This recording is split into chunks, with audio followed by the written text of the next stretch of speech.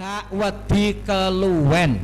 Aku ora sangu pira neng Madiun tatak. Aku duwe bolo-bolo Madiun sing akeh. Lah hal semacam ini anak-anakku, siswa-siswi MAN 4 Madiun untuk dikuatkan menjadi penengah. Yang kedua, tawazun.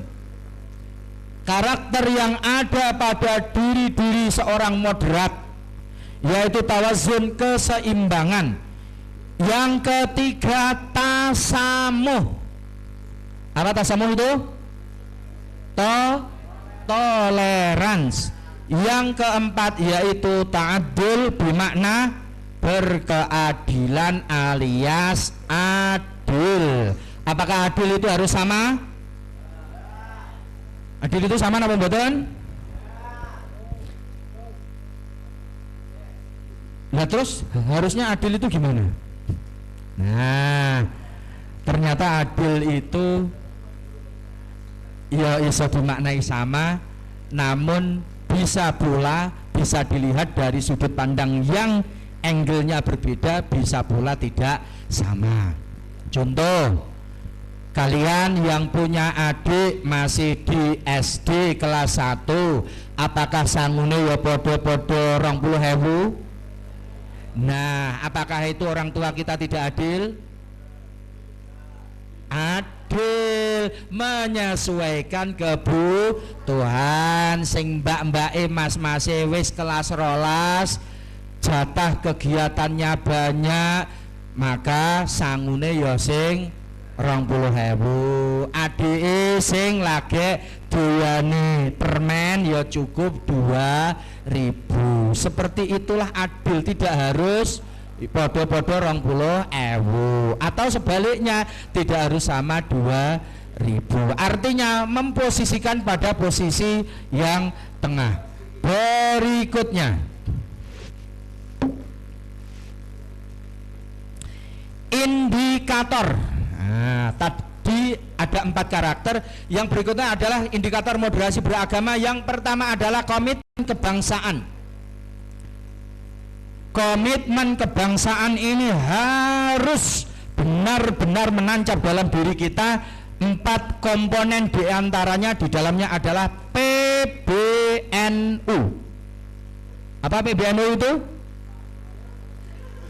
Partai. Nama PBNU, P-nya Pancasila, B-nya apa? Bhinneka Tunggal Ika, N-nya NKRI, O-nya Undang-Undang Dasar 1945, termasuk di dalamnya adalah aturan-aturan yang ada di bawahnya.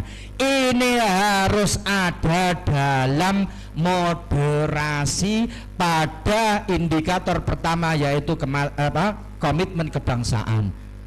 Siswa-siswi MAN 4 Madiun nek Senen yo melu upacara, yo apal Pancasila.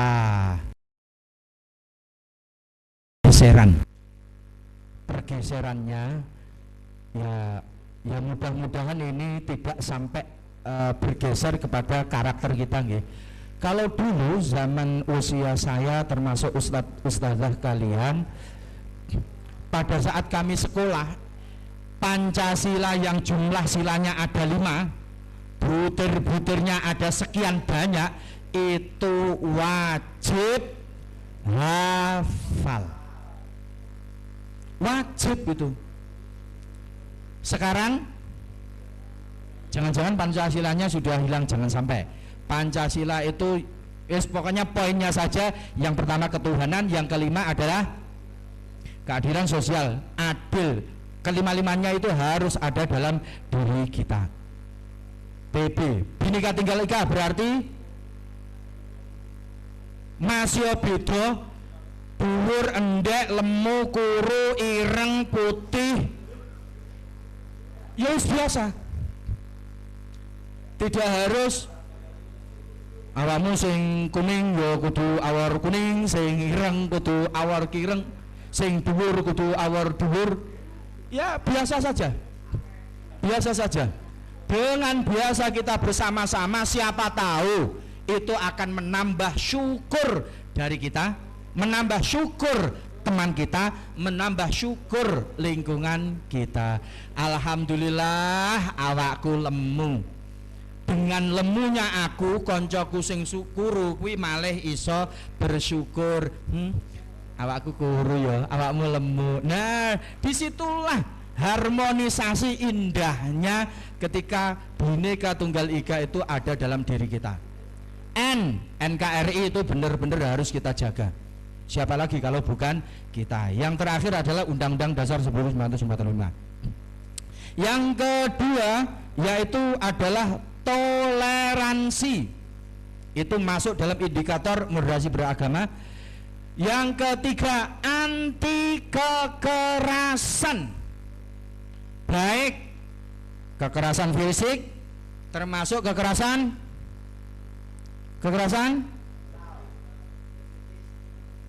psikis, termasuk kekerasan verbal. Ayo anak-anakku, lidah yang gak ono tulange iki, bibir sing lemes iki, ini adalah media yang bisa mengantarkan rukun dan kuatnya atau justru sebaliknya. Konco karo konco iso akur ya gara-gara lisan, konco karo konco iso perang ya gara-gara Palestina dengan Israel yang seperti itu, saya kira juga berangkat karena ketemunya lisan dengan lisan yang pada akhirnya perjanjian bolak-balik dilanggar. Kita doakan mudah-mudahan keluarga kita yang ada di Palestina, keluarga muslim di sana diberikan ketabahan, kekuatan, bisa melaksanakan Ramadan dengan sebaik-baiknya dan mudah-mudahan cepat merdekanya. Amin. Al-Fatihah. A'udzubillahi minasyaitonirrajim. Bismillahirrahmanirrahim. Alhamdulillahirabbil alamin arrahmanirrahim maliki yaumiddin.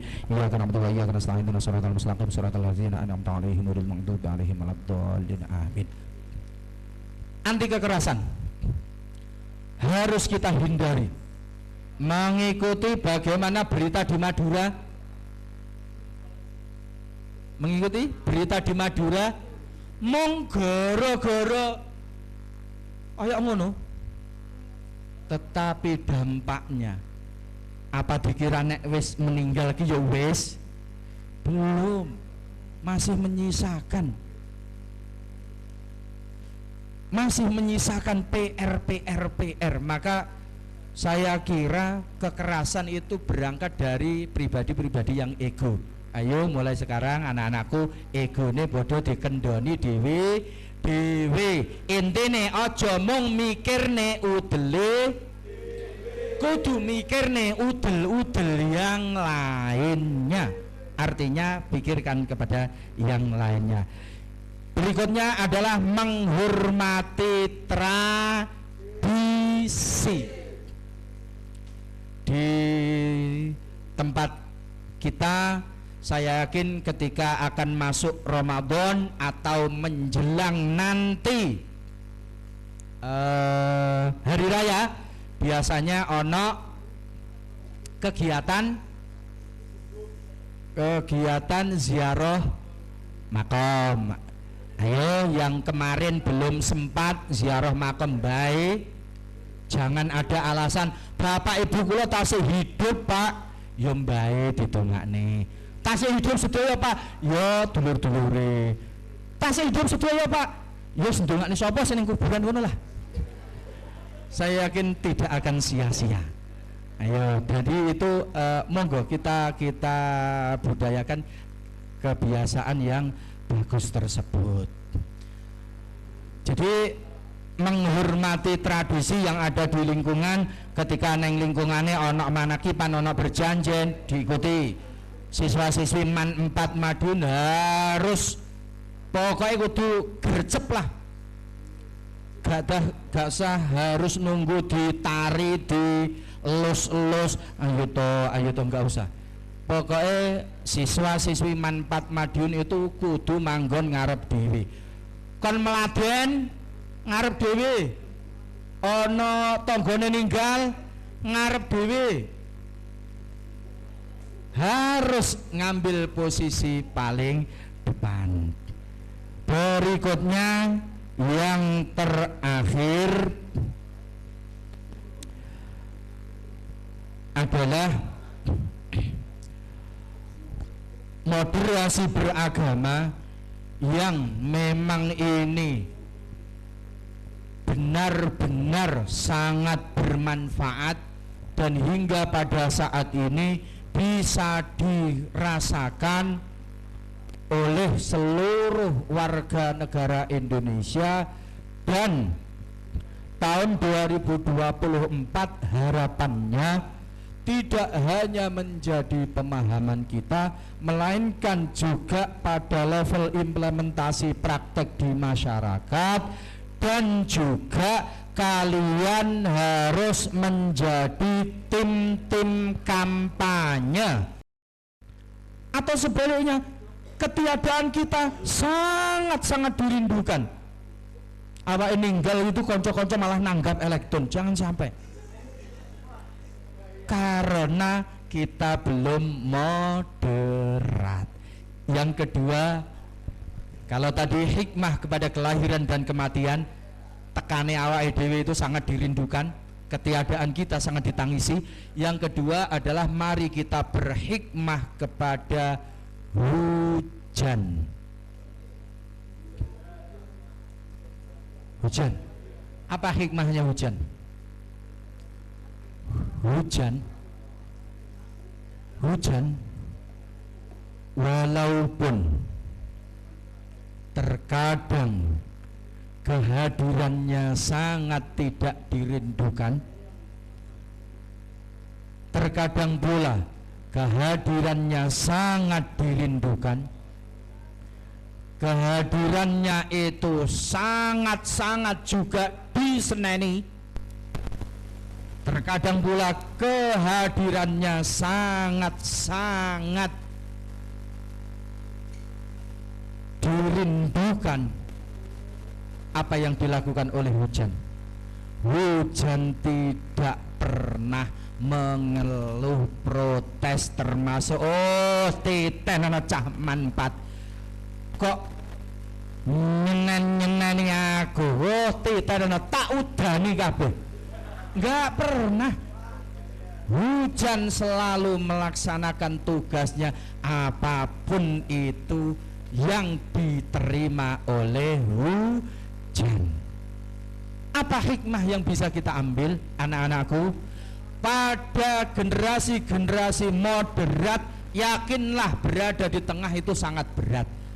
Tapi kalian harus yakin, harus mengambil posisi tengah itu sebagai generasi-generasi untuk membawa agar negeri ini tetap abadi, lestari hingga cucu kita kelak nanti, untuk merawat bagaimana seluruh anak cucu Adam bisa tersenyum bahagia, bisa menikmati kehidupan tanpa adanya atau tidak adanya saling merugikan dan saling dirugikan, karena kita sama-sama menempati bumi ini. Mungkin sedikit yang bisa kami sampaikan, banyak salah dan kurangnya mohon dimaafkan. Sekali lagi, mudah-mudahan apa yang menjadi program ini bermanfaat kepada kita semua, khususnya santriwan santriwati Pondok Ramadan. Dan tidak kalah pentingnya, hari ini kita juga berdoa kepada founding father dari Manfaat Madiun, beliau Mbah Kiai Haji Abdul Malik ini adalah pendiri dari Manfaat. Maka kita berdoa kepada Allah SWT, mendoakan beliau mudah-mudahan seluruh amal ibadahnya, termasuk bagaimana beliau merintis Madrasah Manfaat Madiun, menjadi jariah beliau, ganjaran yang selalu mengalir yang bisa dinikmati beliau saat ini di alam barzah sampai nanti yaumil qiyamah dan sampai nanti abadan abada ila yaumil qiyamah sampai di surga nanti. Dan Allah mudah-mudahan memaafkan khilaf beliau dan mudah-mudahan beliau ditempatkan di alam kubur dengan penuh nikmat, dijauhkan dari siksa, fitnah, azab kubur, dan akhirnya nanti dinaikkan kepada surganya Allah Subhanahu wa taala. Kita semua mudah-mudahan juga bisa melanjutkan perjuangan beliau dalam memakmurkan madrasah, khususnya Man 4 Madiun, termasuk perjuangan-perjuangan Mbah Kiai dimanapun.